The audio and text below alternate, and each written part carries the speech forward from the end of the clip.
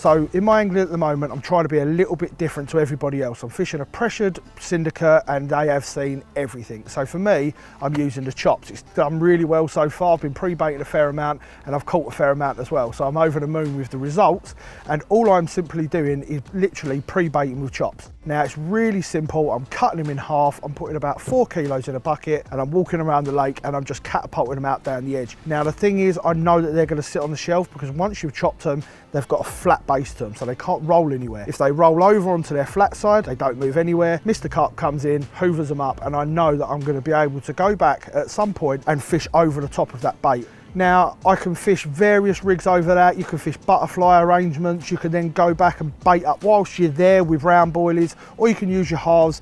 What it is, it's about tricking the carp, and that's why I use chops so much. It's the same as when we use the crush bait. You want them to keep coming in. You want to keep feeding and feeding and feeding and keep coming back to the spot and finding those little morsels of bait. And it's another reason why I put a load of liquids on there. So that is all the way in the columns of the water, making a massive smell down the bottom, or a taste, whatever it is that's going on in the carp's receptors. So for me, it's all about chop baits at the moment. So let me show you how I do it. It's very simple. I lay my bag on the side of the table or bench, wherever I'm doing it, and I cut a square out. I'm using 18 millers, but we do 3 different sizes: a 14 to 16 mil, a 16 to 20 mil, and then a 20 mil to 26 mil. I'm going to be using the 20 mil today because I've got 18 mil boilies, and it's a very simple process. You scoop them in, fill up the chambers, put it into the slot. You know, if you can't push them because you might have harder boilies, then all you got to do is put it onto the table and push down. It's even easier that way round. Undo the lid on the top, and as you can see, they're all chopped there, and tip them out. You don't go anywhere near the blade. That's a very sharp blade, so don't go anywhere near that. Scoop them up, and I think each chamber holds about 30 boilies, so absolutely loads. Line it up, squeeze it, done. They don't come out the bottom. There's a blade guard at the bottom there, so you can't get your fingers on the bottom. Just make sure you don't stick your fingers in there because it is sharp.